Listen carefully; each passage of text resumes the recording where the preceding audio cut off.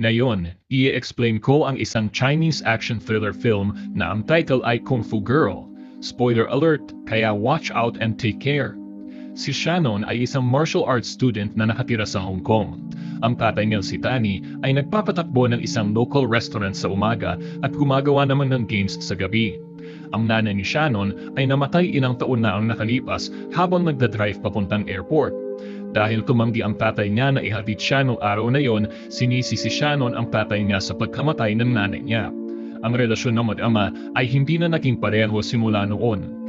Nakatira si Shannon sa dorm ng school nila at halos hindi na umuwi ng bahay. May rivalry siya sa isang lalaki mula sa klase niya na nagngangalang Ricardo. Madalas siyang ibuli nito at ng grupo ng mga kaibigan niya. Isang araw, nasa restaurant ng tatay ni Shannon ang mga bully, nagrereklamo na hindi raw sapat ang alham ng pagkain.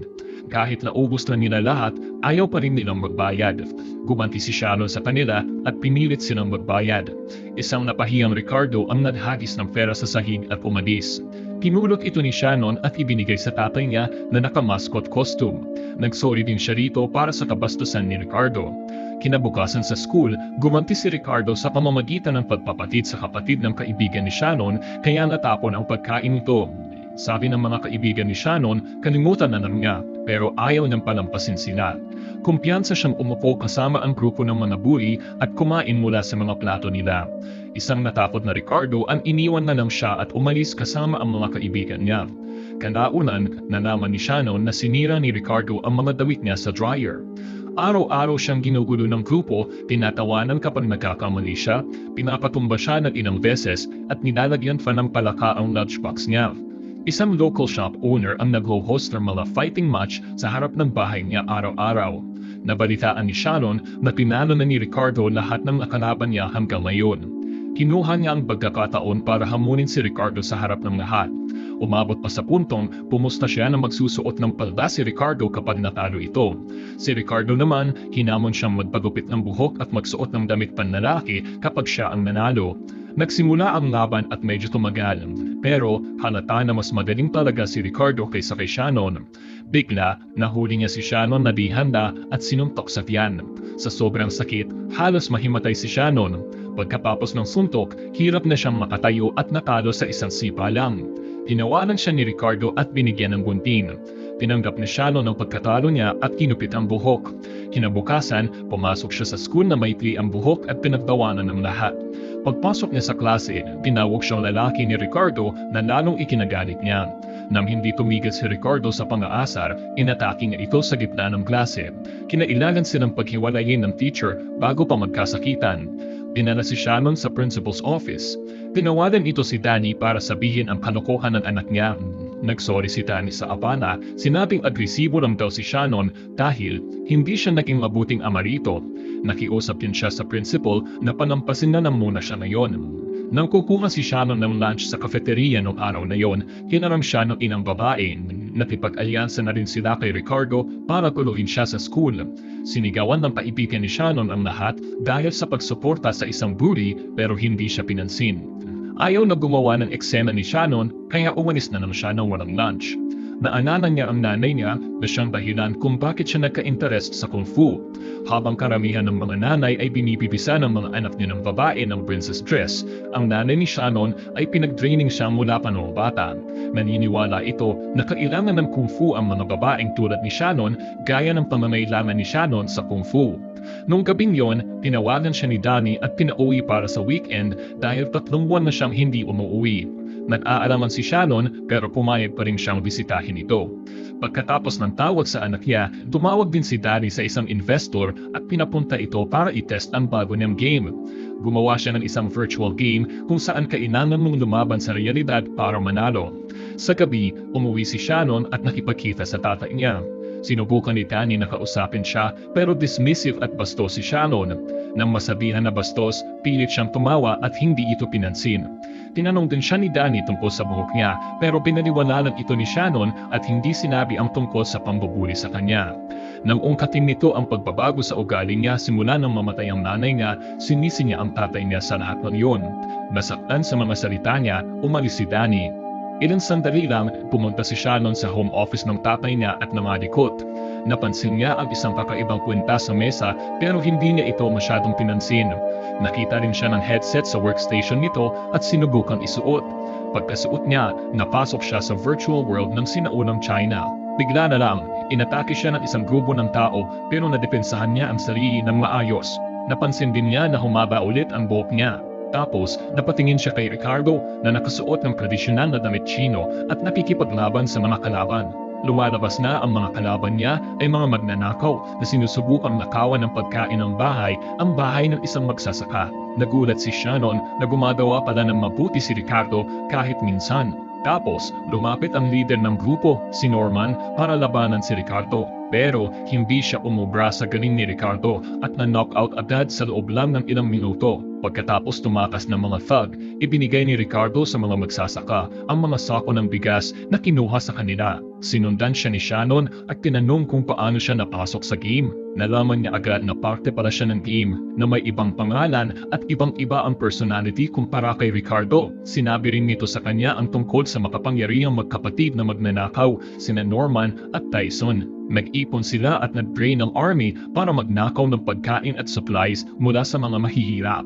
Kaya pinoprotektahan ni Ricardo ang mga tao sa bayan niya gamit ang buhay niya. Sigurado siyang dahil katatalo lang kay Norman, ang mainitim itong ulong kapatid na si Tyson ay darating para maghigante. Sa ibang lugar, sa kampo ng mga magnanakaw, galit na galit si Tyson. Nagpadala siya ng ilan sa mga tauhan niya para bantayan si Ricardo. Naghahanap ng pinakamagandang oras para sa nakain ang village. Tapos, ipinasya si Shannon sa village at ipinakilala sa Martial Arts Academy. Nakilala niya ang bully sa kanya, si Daryl, na isa sa mga tour guys sa virtual world. Ang principal man school nila, ang martial arts ni Hill. Akala nito kasama siya ng mga magnakaw, kaya pinaributan siya ng mga estudyante nito. Nang malaman na isa lang siyang inusiting dayuhan, nagsorry ito at pinapunta siya sa personal room niya para sa stay sa village.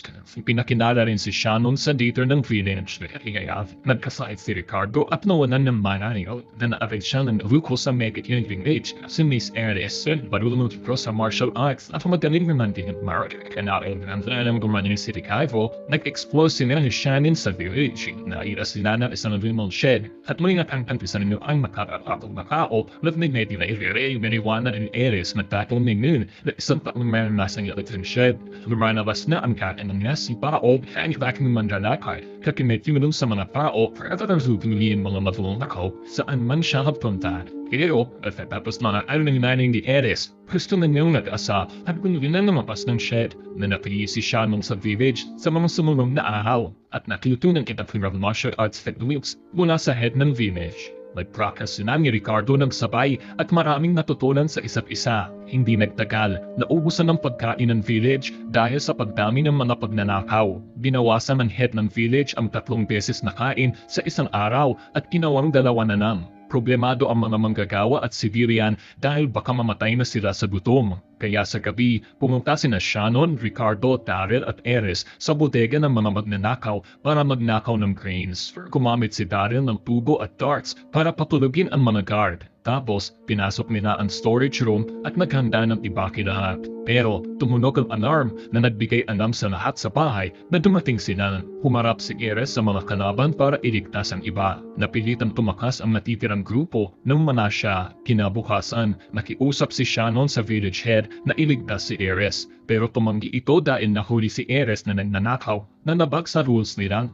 Pagkatapos noon, humingi siya ng tulong sa tatay ni Aries, si Pao. Ginuwento niya lahat tungkol sa pagkamatay ng nanay niya at kung paano niya sinisi ang tatay niya. Sinabi ni Shannon na sobrang bait ng tatay niya sa kanya at inamin na kasalanan niya kung bakit niya ito sinisi. Nawawalan na siya ng pag-asa nang lumabas si Pao mula sa shed, desidido iligtahan anak niya. Inatake ng grupo ang base ng mga magnanakaw at nilabanan ng mga guard bago mailigtas si Aries. Nagkita muli ang mag-ama at nagdesisyong mag-trip tulad ng dati nilang ginagawa. Gusto ni Shannon na manatili sila hanggang sa tuluyang mawala ang mga magnanakaw pero sinabi ni Pao na may tiwala siyang mapipigilan nila ang mga ito. Pagkatapos malaman ni Tyson na sinugod ang kanyang mga soldier, naghanda siya na lusubin ang village kasama ang kanyang mga soldier.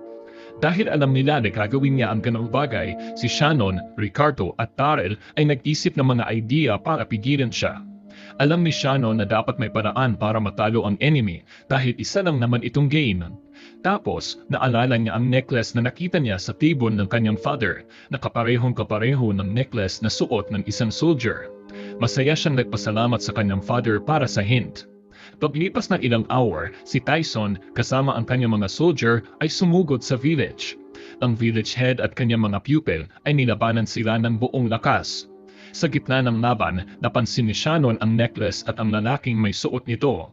Pero habang sinusubukang labanan siya, napatay siya at dinala pabalik sa reality. Ayaw ni Shannon na matalo kaya sinuot niya ulit ang headset. Lumalabas na may isa pa siyang knife na natitira. Ibig sabihin, pwede niyang ituloy ang game kung saan siya tumigil kanina. Sa pagkakataong ito, tinalo niya ang soldier at nakuha ang necklace nito. Pagbukas ng locket, nakita niya ang picture ng kanyang mother sa loob. Sa isang second lang, lahat ng soldier ni Tyson ay naglaho dahil nakuha ni Shannon ang clue. Nang si Tyson na lang ang natira, pinagtulungan nila siya at nanalo sa laban. Pagkatapos niyan, nakita natin si Shannon at Ricardo sa tabi ng river. Sinabi niya sa kanya na namimiss niya ang kanyang father at nakiusap na pauwiin na siya. Nangako si Ricardo na lagi siyang aanalahanin at pinabalik siya sa reality. Nang tuluyan nang nakabalik si Shannon, ilang hour pa lang pala ang nakalipas simula nung naglaro siya. Lumalabas na si Danny at isang posibleng investor ay nanonood sa kanyang paglalaro sa buong oras na iyon. Niyakap ni Shannon ang kanyang father, humihingi ng tawad sa pagiging bastos sa kanya. Sobrang humanga ang investor sa game kaya nag-alok siya na maglagak ng 10 million yuan dito. Sa susunod na week ay may pambansang level ng Kung Fu competition. Pareho sumali si Shannon at Ricardo sa competition at napili sila sa magkaibang division. Kailangan nilang manalo ng 4 na round para makarating sa finals. Sa araw ng competition, lumingon-lingon si Shannon at nalungkot dahil wala ang kanyang father. Kahit na ginawa niya ang lahat ng makakaya niya at madaling nanalo laban sa totoong si Ares. Ganun din, nanalo si Ricardo sa mga sumunod na round at nakaabot sa finals. Nakalaban ni Shannon ang isang lalaki sa semifinal at pagkatapos ng isang matinding match, pinalo niya ito. Ngayon, ang magkaribal ay kailangan maglaban sa finals. Sabik na nanonood ang audience habang nakahanda silang maglaban. Unang umatake si Ricardo pero umiwas si Shannon. Gayon din, umiwas din si Ricardo sa lahat ng attack ni Shannon. Natapos ang unang round na walang kahit sino sa kanila ang nakatama ng maayos. Pumito ang referee, hutyat ng pagtatapos ng round pero nandaya si Ricardo at inatake pa rin si Shannon pagkatapos. Nabawasan ang score niya pero hindi siya umatras. Sa susunod na round, mukhang magkapantay sila sa skill at lakas. Biglang sinipa ni Shannon si Ricardo sa likod at napatumba siya. Isang galit na Ricardo ang sumira ulit sa rules at tinamaan siya sa likod ng tuhod. Masakit para kay Shannon pero tumayo pa rin siya, handa para sa susunod na round. Sa pagkakataong ito, sinipa siya nito sa likod ng ulo, isa na namang paglabag sa rule. Halos manakot na si Shannon pero nakita niya ang kanyang father na naka-crop costume na nag-cheer para sa kanya mula sa audience. Dahil sa bagong motivation, tumayo siya para labanan si Ricardo. Naalala niya ang technique na natutunan niya kasama ang virtual na Ricardo at ginamit ito sa kanya. Gumana ito ng maayos at pinatumba niya ito para manalo sa competition. Habang nagsisigawan sa tuwa ang mga tao, tumakbo siya sa kanyang father at nirakap ito. Sa huling scene, nasa school na ulit siya. Nakipag-ayos siya kay Ricardo na nagsabi na karapat-dapat siyang manalo sa huling match. Mag-subscribe kayo para sa marami pang video na ganito. I-on niyo ang notifications at mag-iwan ng like para makatulong sa channel. Salamat sa panonood.